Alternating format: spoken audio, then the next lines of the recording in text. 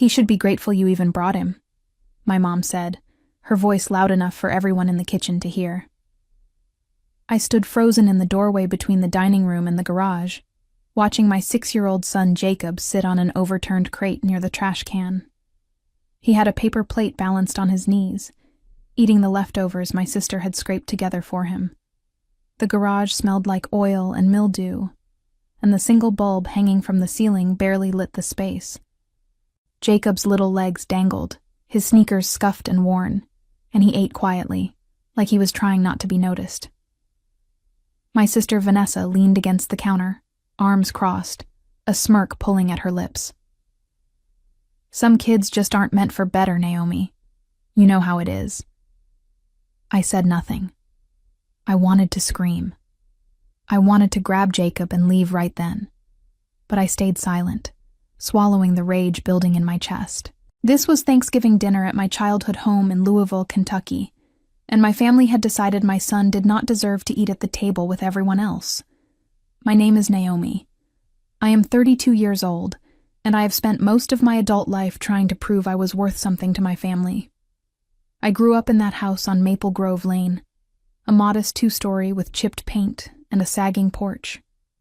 My parents always favored Vanessa. She was the golden child, the one who married well, the one who had 2 perfect daughters and a husband with a steady income. I was the one who got pregnant at 23, dropped out of college, and raised a son on my own after his father disappeared before Jacob was even born. For years, I worked double shifts as a medical billing specialist at a small clinic, scraping together enough money to keep us fed and housed in a tiny apartment across town. I sent my parents money when they needed it. I helped Vanessa move 3 times. I babysat her daughters without asking for a dime. I showed up to every holiday, every birthday, every family gathering, hoping that one day they would see me as more than a disappointment. But standing there that Thanksgiving, watching my son eat in the garage like he was something to be ashamed of, I realized they never would. Jacob looked up at me, his brown eyes wide and uncertain. He did not cry. He did not complain. He just ate his cold mashed potatoes and turkey, and my heart broke into pieces I did not think I could ever put back together. "Mom," I said quietly, turning to face her. She was setting out dessert plates, acting like nothing was wrong. "Why is Jacob in the garage?" She did not even look at me. "Because Vanessa's girls are sitting at the table and there's not enough room. Besides, he's fine. He's got food, doesn't he?" "There's plenty of room," I said, my voice shaking. "You just don't want him there." Vanessa laughed, a sharp, cruel sound. "Don't be so dramatic, Naomi. It's not like we locked him outside. He's in the garage, he's sheltered, he's fed. What more do you want?" What more did I want? I wanted my son to be treated like a human being. I wanted my family to show him even a fraction of the kindness they showed Vanessa's daughters. I wanted them to stop treating him like he was less than because I was less than. But I did not say any of that. I walked into the garage, sat down on the concrete floor next to Jacob, and ate the rest of my dinner there with him. He looked at me, confused at first, and then he smiled. It was a small, shy smile, but it was enough to remind me why I kept fighting. "You okay, buddy?" I asked, brushing a strand of hair off his forehead. He nodded. "Yeah, Mama, I'm okay." But I was not okay. I was not okay at all. Later that night, after we left, I sat in my car in the driveway of our apartment building and cried. Jacob had fallen asleep in the back seat, his jacket pulled up to his chin. I looked at him in the rearview mirror and made a promise to myself. I promised that I would never let anyone treat him that way again. I promised that I would build a life for us where we did not have to beg for scraps of respect. I did not know how I was going to do it. I did not have a plan. But I knew one thing for certain. I was done accepting crumbs from people who should have loved us. That night marked the beginning of something I did not fully understand yet. It was the moment I stopped trying to earn my family's approval and started focusing on what Jacob and I needed to survive. I did not know it then, but that cold Thanksgiving evening in the garage would become the turning point that changed everything, because a year later, I would walk back into that house. Not as the daughter begging for acceptance, not as the sister asking for kindness, but as the woman who owned their mortgage. And I would make sure they understood exactly what it felt like to lose everything. Growing up, I always believed family meant loyalty. I believed it meant showing up for each other no matter what. My parents taught me that lesson early, though they never seemed to apply it to me. My father worked in construction for 30 years before his knees gave out, and my mother cleaned houses until arthritis made it impossible. They were hardworking people, proud people, and they poured everything they had into keeping that house on Maple Grove Lane. It was not much, but it was theirs. Or at least I thought it was. Vanessa was 5 years older than me, and from the moment I could understand the world, I understood that she was the favorite. She was prettier, smarter, more charming. She married a man named Gregory who worked in sales, and together they built what my parents considered a respectable life.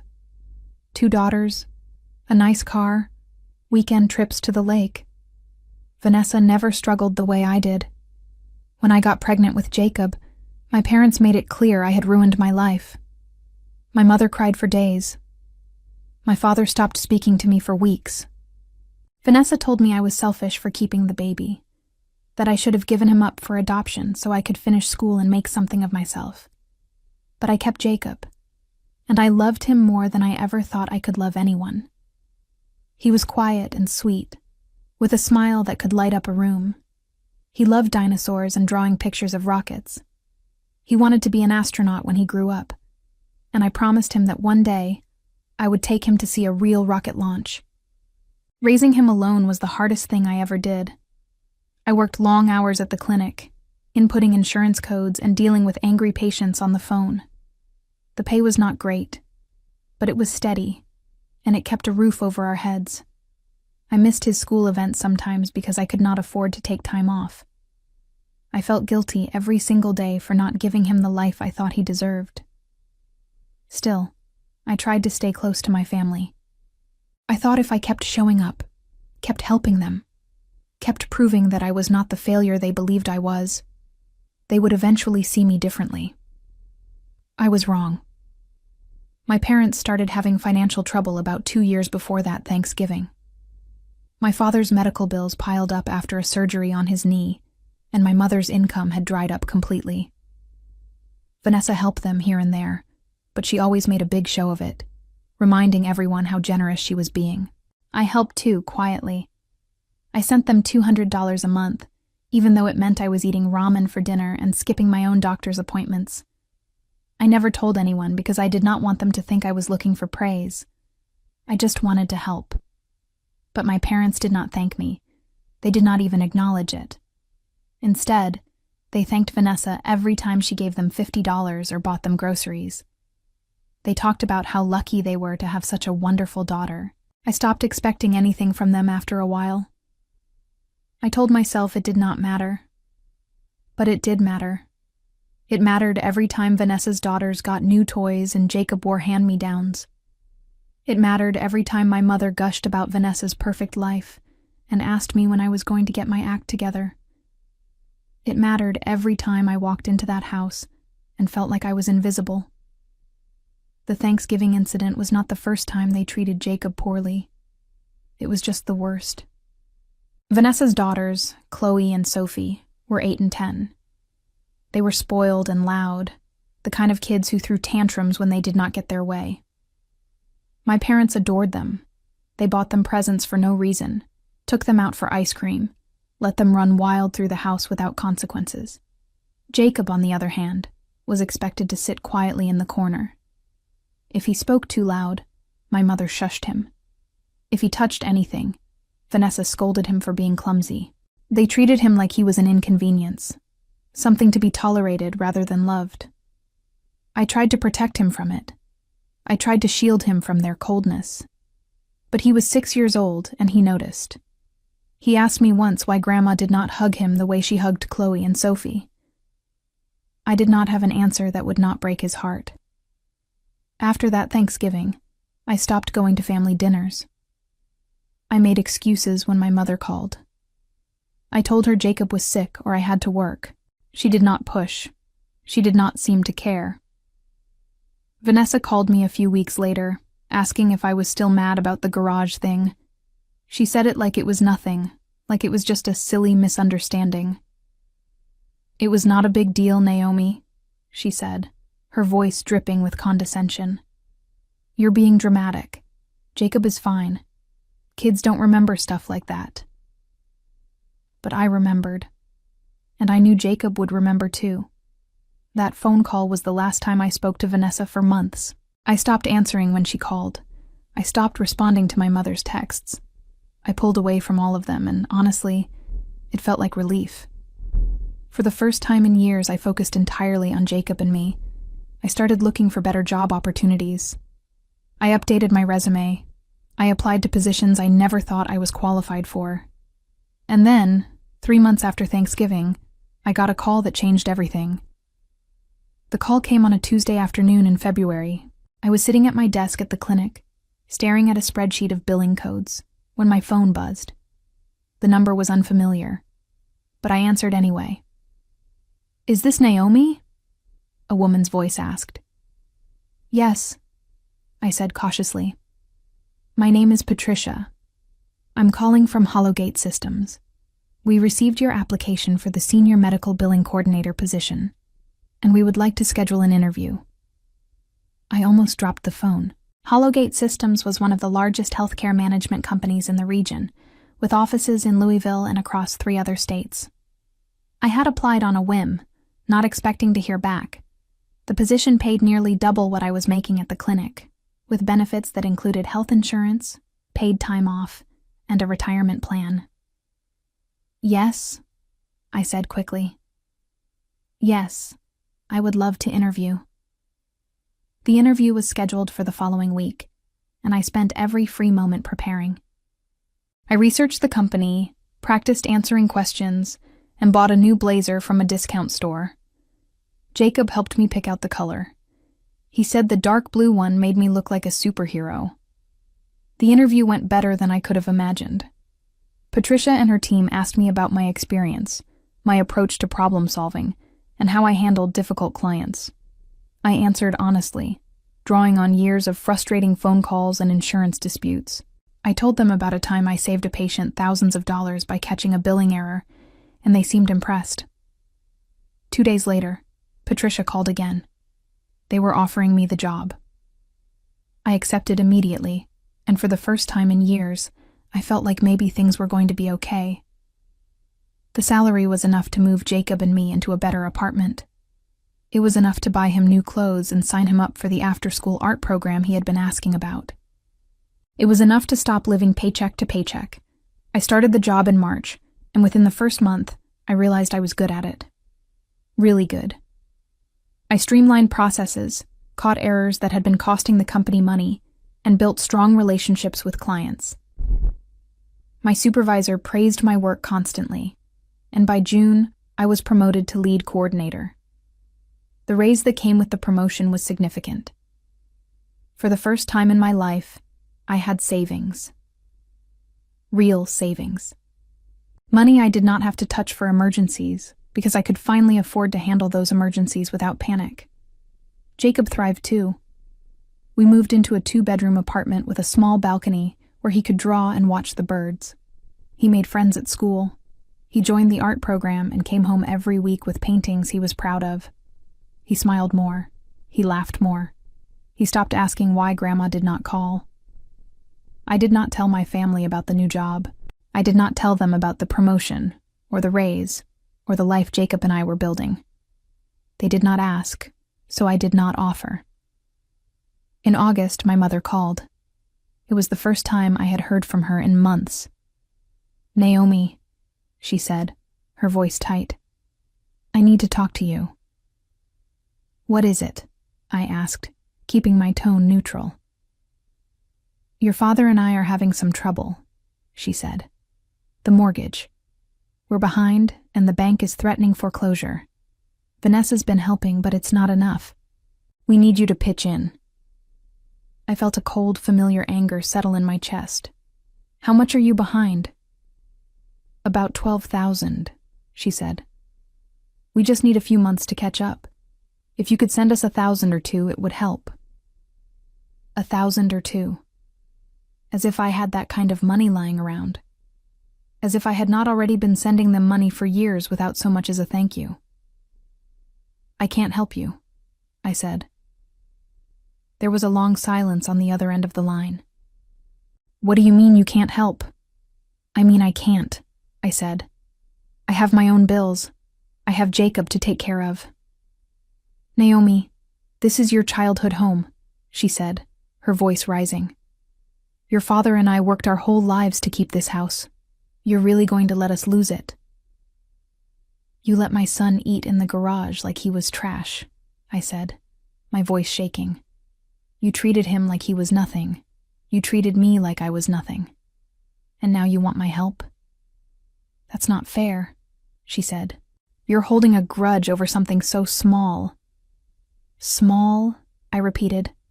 "You humiliated my son. You humiliated me. And you never apologized.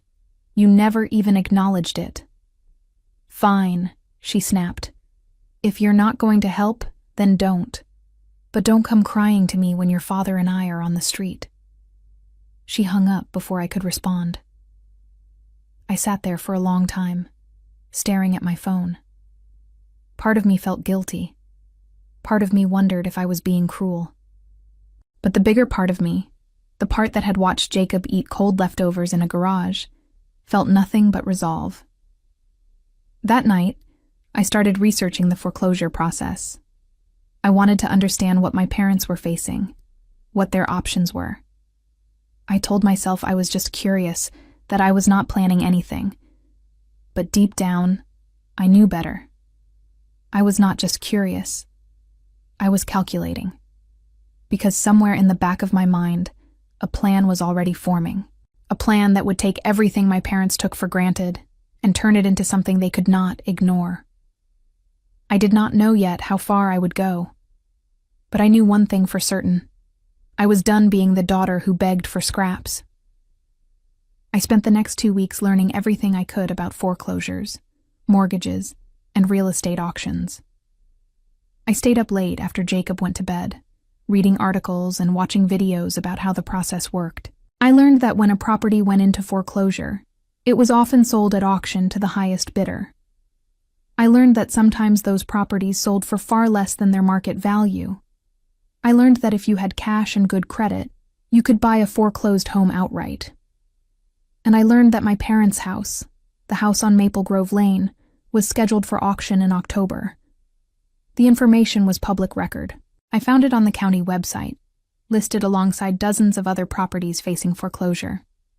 The starting bid was set at $78,000, which was well below the home's estimated value of $120,000. The auction was set for October 15th at 10 in the morning. I stared at the screen for a long time, my heart pounding. $78,000. It was more money than I had ever imagined having, but it was not impossible. Not anymore. I had been saving aggressively since my promotion. Between my salary, the raise, and the fact that I was finally living within my means, I had managed to put away nearly $30,000. It was not enough to buy the house outright, but it was enough for a down payment if I could secure a loan. The idea felt insane at first. Why would I want to buy my parents' house? Why would I want to tie myself to the place that had caused me so much pain? But the more I thought about it, the more it made sense. Not as a way to reconnect with my family, but as a way to prove something. To prove that I was not the failure they thought I was. To prove that I could take the thing they valued most and claim it as my own. And maybe, just maybe, to make them understand what it felt like to lose everything. I scheduled a meeting with a loan officer at my bank the following week. Her name was Joyce, and she was a small woman in her 50s with kind eyes and a no-nonsense attitude. I explained my situation, leaving out the personal details, and she walked me through the process. "You have excellent credit," she said, reviewing my application, "and your income is solid. With the savings you have, I think we can get you approved for a loan. The house is undervalued at auction, so it's actually a smart investment." "How long will approval take?" I asked. 2 weeks, maybe 3, she said. "But given your financial profile, I don't see any red flags. You should be good to go by early October." I left the bank feeling both terrified and exhilarated. This was real. This was happening. I did not tell anyone what I was planning. Not my coworkers, not my friends, not even Jacob. I told myself it was because I did not want to jinx it. But the truth was, I did not want anyone to talk me out of it. I did not want anyone to tell me I was being petty or vindictive or cruel, because maybe I was all of those things. But I did not care anymore. My mother called again in mid-September. I let it go to voicemail. She left a message asking if I had changed my mind about helping them, saying that the bank was moving forward with the foreclosure and they were running out of options. Her voice sounded smaller than I remembered, almost fragile. I deleted the message without responding. Vanessa called a few days later. I answered, curious to hear what she would say. "Naomi, what is wrong with you?" she said, skipping any pretense of politeness. "Mom and Dad are about to lose their house, and you're just going to sit there and do nothing?" "I'm not doing nothing," I said calmly. "I'm taking care of my son, just like I always have." "You're being selfish," she snapped. "This isn't about you. This is about them. They need help, and you're holding some stupid grudge because of Thanksgiving." "It's not about Thanksgiving," I said. "It's about every single time you and Mom and Dad made me and Jacob feel like we didn't matter. It's about every time you treated him like he was less than your daughters. It's about years of being ignored and dismissed and told I wasn't good enough." "Oh, please," Vanessa said. "You're so dramatic. Nobody treated you that badly. You just have a victim complex." I laughed, a bitter sound that surprised even me. "You really don't see it, do you? You really think everything you did was fine." "I think you need to grow up," she said. "Mom and Dad gave you everything. They let you live at home after you got pregnant. They helped you with Jacob when you couldn't handle it. And this is how you repay them?" "They helped me?" I repeated. "Vanessa, they made me feel like I was a burden every single day. They made Jacob feel like he didn't belong, and you did the same thing. You're being ridiculous," she said. "If you don't help them, you're going to regret it." "Maybe," I said, "but I don't think so." I hung up before she could respond. The loan approval came through on October 2nd. Joyce called me with the news, congratulating me on becoming a future homeowner. I thanked her, my hands shaking as I held the phone. I had $78,000 available to me. The auction was in less than 2 weeks. I drove past the house on Maple Grove Lane the weekend before the auction. It looked the same as it always had. The chipped paint, the sagging porch, the overgrown lawn. My father's truck was in the driveway, rusted and covered in dust. My mother's flower pot sat empty on the front steps.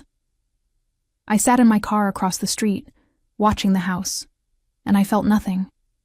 No nostalgia, no sadness, no regret. Just a cold, clear sense of purpose. This house had never been a home to me. It had been a place where I learned I was not good enough, where I learned that love was conditional, where I learned that some people would always matter more than others. But it was about to become something else. It was about to become proof that I was stronger than they ever gave me credit for. The auction was held at the county courthouse, a gray stone building downtown with tall columns and a worn marble staircase. I arrived early, wearing a simple black dress and flats, carrying a folder with all my loan documents and a cashier's check for the down payment. There were about 20 other people there, most of them investors or real estate agents looking for deals. I sat in the back row, my heart pounding so hard I thought everyone could hear it. The auctioneer called out the address for Maple Grove Lane at 10:30. I raised my hand and bid $78,000. No one else bid. The auctioneer called it once, twice, and then banged his gavel. Sold to bidder number 17. And just like that, I owned my parents' house. The paperwork took 2 weeks to finalize. I met with Joyce again, signed what felt like 100 documents, and transferred the funds. By the end of October, the deed to the house on Maple Grove Lane was in my name. I did not tell my parents. I did not tell Vanessa. I waited, letting the reality of what I had done settle into my bones. The county sent my parents an eviction notice in early November. They had 30 days to vacate the property. I knew because my mother called me hysterical the day she received it. "Naomi, something terrible has happened," she said, her voice breaking. "The house sold at auction. We have to leave. We have 30 days. "I'm sorry to hear that," I said, keeping my voice even. "Sorry?" she repeated. "That's all you have to say? Naomi, we're going to be homeless. Your father and I have nowhere to go." "What about Vanessa?" I asked. "Can't she help you?" "She doesn't have room," my mother said. "Her house is too small. We asked, but she said it wouldn't work." I almost laughed. Vanessa's house was a 4-bedroom colonial with a finished basement. She had plenty of room. She just did not want them there. "I don't know what you want me to do," I said. "You could let us stay with you," she said, "just until we figure something out." "No," I said. "I can't do that." "Naomi, please," she begged. "We're your parents. We raised you. You can't just abandon us." "You abandoned me a long time ago," I said quietly. "You abandoned Jacob. And now you're paying for it." "What are you talking about?" she said, her voice rising. "We never abandoned you. We were always there for you." "You were there for Vanessa," I said. "You were there for her daughters. But you were never there for me or Jacob. Not in any way that mattered." "That's not true," she said, but her voice wavered. "It is true," I said, "and you know it." She was quiet for a long moment. Then she said, "I don't understand why you're being so cruel." "I'm not being cruel," I said. "I'm just done pretending that everything was fine. I'm done acting like you didn't hurt us. I'm done being the one who always has to forgive and forget." "So that's it?" she said. "You're just going to let us lose everything?" "You already lost everything," I said. "The house is gone. It sold at auction. There's nothing I can do about that." I hung up before she could say anything else. Vanessa called me an hour later, screaming. "How could you?" she shouted. "How could you do this to them? They're our parents, Naomi. They don't deserve this." "They made Jacob eat in the garage," I said calmly. "They treated him like garbage. They treated me like garbage. And you did too." "You're insane," she said. "You're punishing them because of one stupid dinner?" "It wasn't one dinner," I said. "It was a lifetime of being told I wasn't good enough. A lifetime of watching you get everything while I got nothing. A lifetime of being invisible." "You're so full of yourself," she said. "You think you're some kind of victim, but you're not. You're just bitter and jealous." "Maybe I am," I said. "But at least I'm not a hypocrite. At least I don't pretend to care about people I actually despise." "I don't despise you," she said, but her voice was cold. "Yes, you do," I said. "You always have. And you know what? I'm fine with that. Because I don't need you anymore. I don't need any of you." I hung up on her too. The next few weeks were tense. My mother called me every other day, begging me to reconsider, to help them find a place to stay, to give them money for a rental deposit. I ignored most of the calls. When I did answer, I kept my responses short and unemotional. Vanessa stopped calling altogether, which was a relief. My father called once, his voice gruff and uncomfortable. "Your mother says you won't help us," he said. "That's right," I said. "Why?" he asked. "Because you never helped me," I said. "Not when it mattered." He was quiet for a long time. Then he said, "I don't know what you want me to say." "I don't want you to say anything," I said. "I just want you to understand what it feels like to be powerless, to have no control over your life, to feel like you don't matter." "I do matter," he said, his voice hardening. "I worked my whole life. I provided for this family." "You provided for Vanessa," I said. "You never provided for me. Not emotionally, not financially, not in any real way." "That's not true," he said. "It is true," I said. "And deep down, you know it." He hung up without saying goodbye.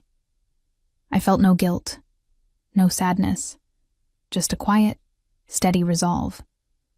In late November, I received a call from a property management company I had contacted weeks earlier. They specialized in managing rental properties, and I had hired them to handle the house on Maple Grove Lane once my parents moved out. "The property is vacant," the manager said. "Your parents moved out yesterday.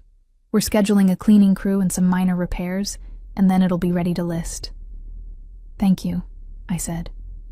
"Are you planning to rent it out or sell it?" he asked. "Rent it out," I said. "For now."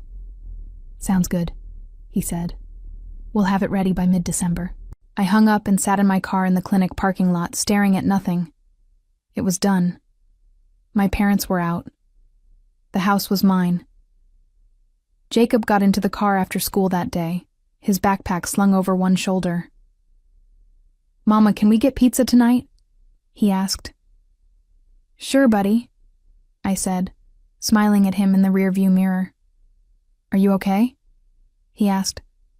"You look happy." "I am happy," I said, and I realized it was true. For the first time in years, I was not carrying the weight of my family's expectations. I was not trying to prove anything to anyone. I was just living my life, taking care of my son, and moving forward. And it felt incredible. But I was not done yet, because my family still did not know the truth. They still did not know who had bought the house.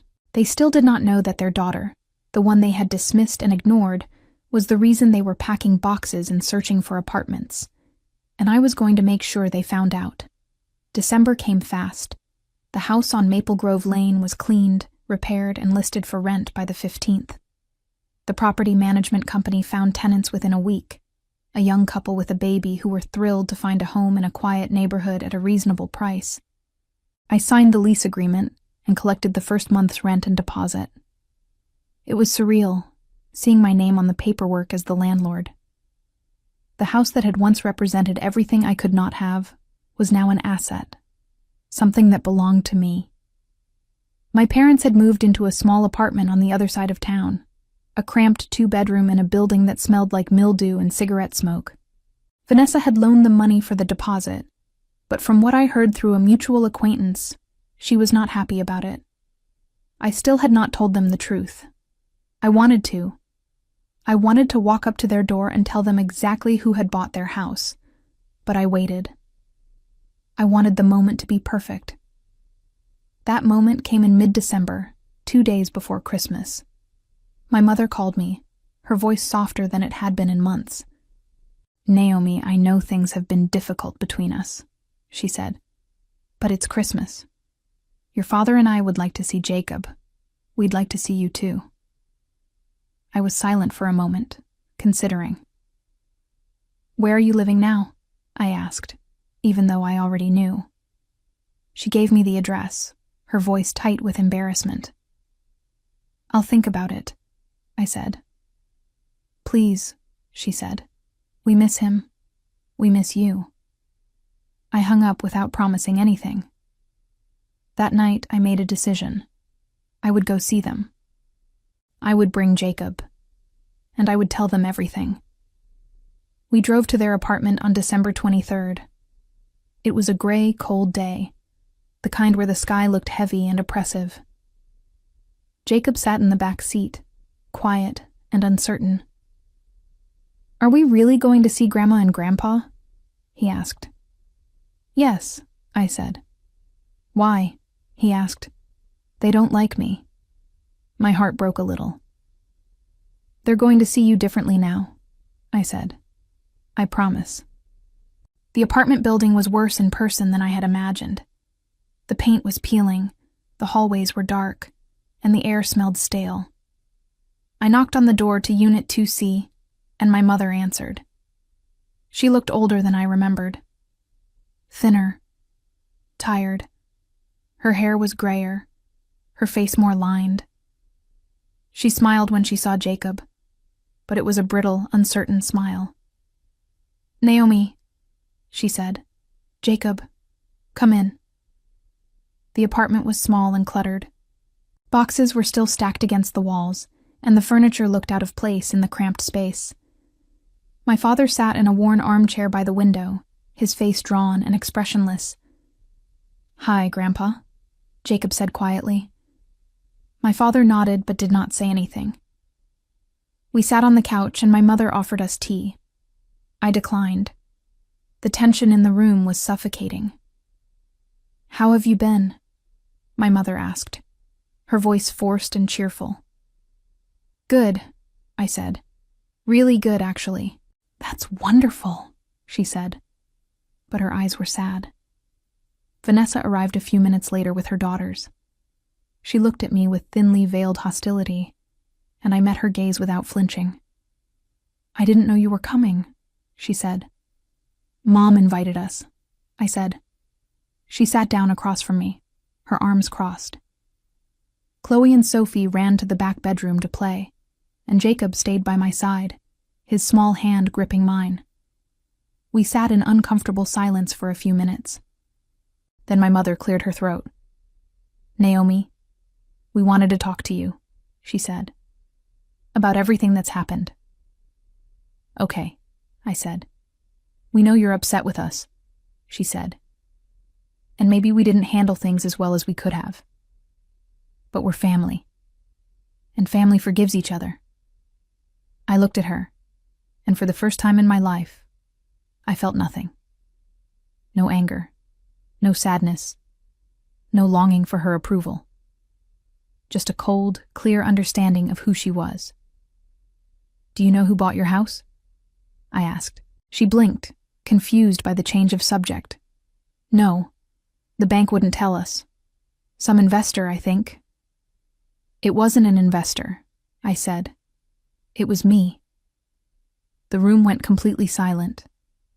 My mother stared at me, her mouth opening and closing like she could not find words. My father sat up straighter, his face turning red. Vanessa looked at me like I had just confessed to murder. "What?" my mother finally said. "I bought your house," I said calmly. "At the auction. I own it now. I'm renting it out to a nice young couple with a baby." You did this?" my mother said, her voice rising. "You bought our house out from under us?" "I bought a foreclosed property at a public auction," I said. "You lost the house because you couldn't pay the mortgage. I had nothing to do with that." "But you could have helped us," she said, her voice breaking. "You could have given us the money to save it." "I could have," I said. "But I chose not to." "Why?" she asked, tears streaming down her face. "Why would you do this to us?" "Because you did it to me first," I said. "You made me feel worthless my entire life. You made Jacob feel like he didn't belong. You treated us like we were nothing. And I'm done pretending that's okay." "You're a monster," Vanessa said, her voice shaking with rage. "You're cruel and vindictive, and I hope you're happy with yourself." "I am happy," I said. "For the first time in years, I'm happy, because I don't need your approval anymore. I don't need your love. I don't need anything from any of you." I stood up, taking Jacob's hand. "Come on, buddy. We're leaving." Naomi, wait, my mother said, reaching for me. I stepped back. No, I'm done waiting. I'm done hoping you'll change. I'm done being your disappointment. I walked out of that apartment with Jacob by my side, and I did not look back. As we drove away, Jacob looked up at me. Mama, are you okay? I'm perfect, I said. And I meant it. The house on Maple Grove Lane was no longer theirs. It was mine. And they would have to live with that knowledge for the rest of their lives. Christmas came and went. Jacob and I spent it alone in our apartment, decorating a small tree and making cookies. He seemed lighter, happier, like some invisible weight had been lifted off his shoulders. He did not ask about my parents or Vanessa. He did not ask why we left their apartment so abruptly. He just enjoyed being 7 years old, opening his presents and watching cartoons in his pajamas. I felt lighter too. The confrontation had been difficult, but necessary. I had finally said everything I needed to say, and I had walked away on my own terms. For the first time in my life, I was not waiting for my family to validate me. I was not hoping they would change or apologize or suddenly see me as worthy of their love. I was free. The rental income from the house on Maple Grove Lane started coming in January. It was not a fortune, but it was enough to cover the mortgage payment and put a little extra in my savings each month. The property management company handled everything, from collecting rent to scheduling repairs, which meant I barely had to think about it. But I thought about it anyway. I thought about my parents living in that cramped apartment, knowing their old house was just across town, occupied by strangers. I thought about Vanessa, who had always looked down on me, now forced to acknowledge that I had done something she never could. I thought about all the years I spent feeling small and inadequate, and how that feeling was gone now, replaced by something solid and unshakable. In late January, I received a text from an unknown number. When I opened it, I saw it was from Vanessa. "We need to talk," the message said. "Can we meet somewhere?" I stared at the message for a long time, debating whether to respond. Part of me wanted to ignore her completely, to let her stew in whatever emotions she was feeling. But another part of me was curious. I wanted to know what she would say now that the dust had settled. I replied, "Coffee shop on 4th Street, tomorrow at noon." She responded immediately, "I'll be there." The next day, I arrived at the coffee shop 10 minutes early. It was a small place with mismatched furniture and local art on the walls. I ordered a latte and sat by the window, watching people walk past on the sidewalk. Vanessa arrived exactly at noon. She looked tired, her makeup not quite hiding the dark circles under her eyes. She ordered a black coffee and sat down across from me without saying hello. "Thanks for meeting me," she said stiffly. "What do you want?" I asked. She took a deep breath. "I want to understand why you did it, why you bought the house, why you hurt Mom and Dad like that." "I didn't hurt them," I said. "They hurt themselves. They couldn't pay their bills, and they lost the house. I just happened to be the one who bought it." "But you knew what it would do to them," she said. "You knew how much that house meant to them." "And they knew how much Jacob meant to me," I said. "But that didn't stop them from treating him like he was worthless." Vanessa looked down at her coffee. "That Thanksgiving thing, that was a long time ago. You really held on to that?" "It wasn't just Thanksgiving," I said, my voice rising slightly. "It was every single time they chose you over me. Every time they praised your daughters and ignored my son. Every time they made me feel like I was a failure because I didn't live up to their expectations." "I didn't know you felt that way," she said quietly. "Yes, you did," I said. "You just didn't care." She was silent for a moment. Then she said, "Mom's not doing well. She cries all the time. Dad barely speaks. They feel like they've lost everything." They have lost everything, I said. And maybe that's what they needed. Maybe they needed to understand what it feels like to be on the other side. You're talking about revenge, Vanessa said. That's what this is. Revenge. Maybe, I said. But it's also justice. They treated me and Jacob terribly, and now they're paying for it. I'm not sorry about that. Vanessa shook her head. I don't understand you anymore. You used to be so... I don't know. You used to try so hard to make everyone happy. I got tired of trying, I said. I got tired of sacrificing myself for people who didn't appreciate it. So I stopped. And now I'm living my life for me and Jacob. Not for them, not for you, for us. So that's it? She asked. You're just done with all of us? Yes, I said simply. I am. She stared at me for a long moment, and I could see something shifting in her eyes. Maybe it was understanding. Maybe it was anger. Maybe it was both. I don't think I can forgive you for this, she said. I don't need you to, I said. I don't need anything from you. She stood up, grabbing her coffee. I hope you're happy, Naomi. I hope it was worth it. It was, I said. Every single bit of it. She walked out without another word, and I watched her go. I felt no sadness, no regret, just a quiet sense of finality. That chapter of my life was over. My family, the people who were supposed to love me unconditionally, were gone. And I was okay with that. Better than okay. I was finally, truly free.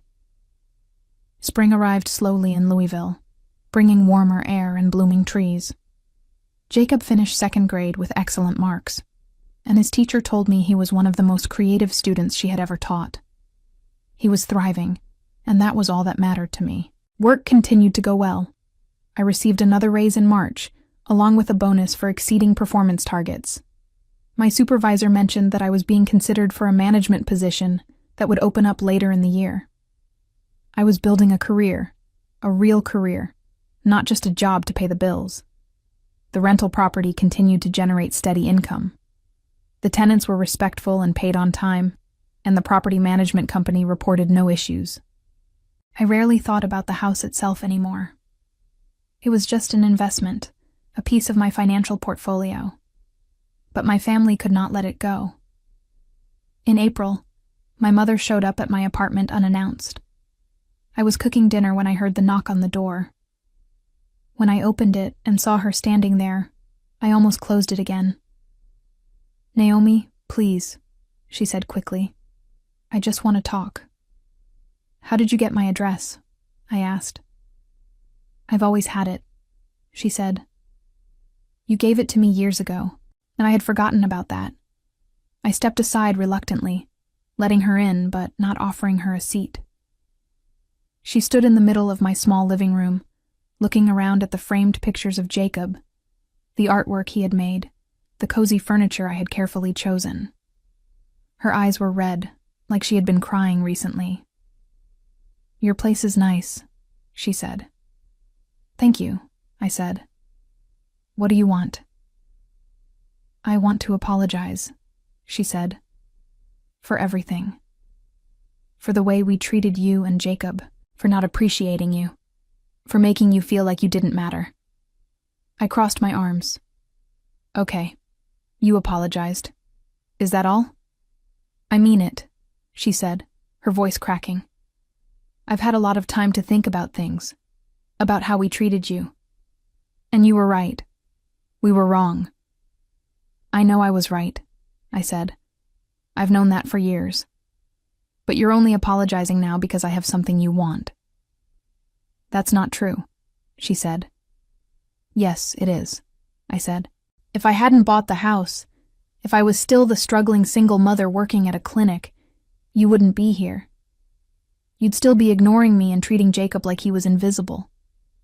She looked down at her hands. I don't know what you want me to say. I don't want you to say anything, I said. I want you to leave. Naomi, please, she said, tears streaming down her face. We're family. Doesn't that mean anything to you? It used to, I said. But not anymore. You made sure of that. Can't we start over? She asked. Can't we try to fix this? No, I said. Because I don't want to fix it. I'm happy with my life the way it is. Jacob is happy. We don't need you. But I need you, she said, her voice breaking. You should have thought about that before you made my son eat in the garage, I said coldly. You should have thought about that before you spent years making me feel worthless.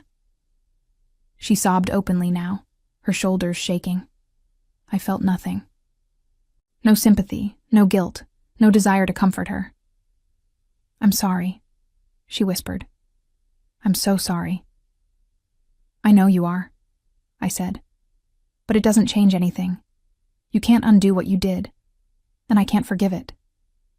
So you're just going to keep the house? She asked. You're just going to keep punishing us? I'm not punishing you, I said. I'm living my life. The house is mine. It's an investment. What I do with it has nothing to do with you. But it does, she said. It has everything to do with us. You bought it to hurt us. I bought it because it was a good deal, I said. And because I could. Because I worked hard and saved money and built a life for myself and my son. If that hurts you, that's not my problem. She stared at me, her face pale. I don't even recognize you anymore. Good, I said. Because the person you knew was miserable. She spent her whole life trying to earn love from people who didn't deserve her. I'm not that person anymore. I see that, she said quietly. You need to leave now, I said, walking to the door and opening it. She hesitated, like she wanted to say something else, but then she just nodded and walked out. I closed the door behind her and locked it. Jacob came out of his room a few minutes later. Was that Grandma? He asked. Yes, I said. What did she want? She wanted to apologize, I said. Did you forgive her? He asked. I knelt down so I was eye level with him. No, buddy, I didn't. Why not?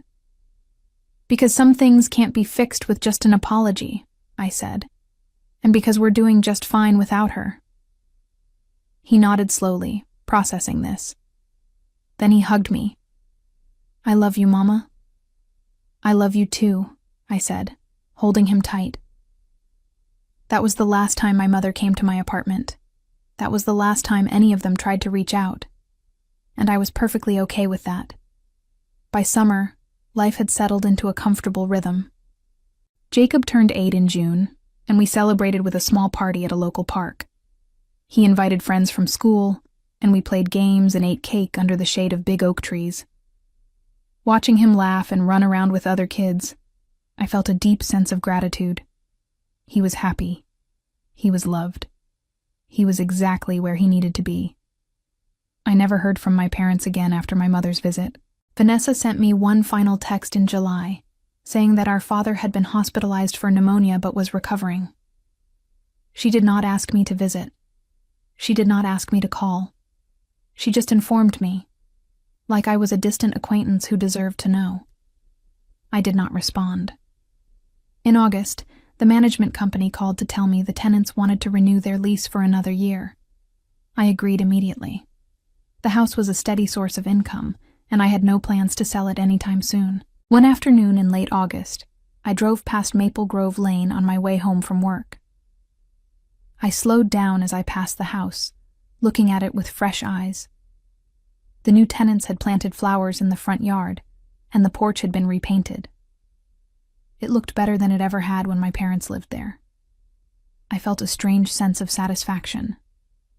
The house was no longer a symbol of everything I could not have. It was proof of everything I had achieved. I pulled over and sat in my car for a few minutes, staring at the house. I thought about the little girl I used to be, the one who played in that yard and dreamed of being loved by her family. I thought about the young mother I had been, struggling to survive while my family looked down on me. I thought about the woman I was now, strong and independent and unafraid. That journey had been hard. It had been painful. But it had also been necessary. I started the car and drove home, leaving the house behind me. Jacob was waiting for me when I got home, his face lit up with excitement. "Mama, guess what? I got accepted into the advanced art program at school." "That's amazing, buddy," I said, pulling him into a hug. "I'm so proud of you." "The teacher said I have real talent," he said. "She said I could be an artist when I grow up if I keep working hard." "You can be anything you want to be," I said. "I believe in you." He grinned. "Thanks, Mama. You're the best." That night, after Jacob went to bed, I sat on the balcony with a cup of tea, looking out at the city lights. I thought about everything that had happened over the past year. The auction, the confrontation, the rental income, the freedom. I thought about my parents, living in that small apartment, struggling to make ends meet. I thought about Vanessa, who had always believed she was better than me, now forced to reckon with the fact that I had succeeded where she expected me to fail. I thought about the house on Maple Grove Lane, the house that was supposed to represent their legacy, now legally mine. And I thought about Jacob, safe and happy and loved. Had I been cruel? Maybe. Had I been vindictive? Possibly. But I had also been honest. I had stopped pretending that everything was fine. I had stopped accepting cruelty in the name of family. I had taken control of my life and built something real. And I was not sorry for any of it. My parents struggled for months after losing the house. My father's health declined, and my mother worked part-time at a grocery store to help make ends meet. Vanessa stopped helping them financially after a few months, claiming she had her own bills to worry about. They moved to an even smaller apartment in a worse part of town, and from what I heard through a former neighbor, they barely spoke to each other anymore. The loss of the house had broken something fundamental between them, and they never recovered. They had built their entire identity around that property, and without it, they had nothing left to hold on to. Vanessa's marriage fell apart the following year, when her husband left her for someone else. She had to sell her house and move into a rental with her daughters. She tried to reach out to me once, asking if I would loan her money, but I never responded. She learned what it felt like to be ignored, to be dismissed, to be treated like she did not matter. As for me, I kept moving forward. Jacob thrived in school and in life. I was promoted to manager at work, and eventually, I bought a small house for us in a quiet neighborhood with good schools. The rental property on Maple Grove Lane continued to generate income, a steady reminder of where I came from and how far I had traveled.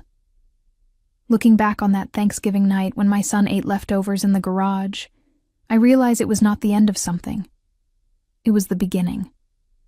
It was the moment I stopped accepting less than I deserved. It was the moment I decided to fight for myself and for Jacob, no matter the cost. Revenge is a complicated thing, but sometimes it is also justice. And sometimes justice is the only path to peace.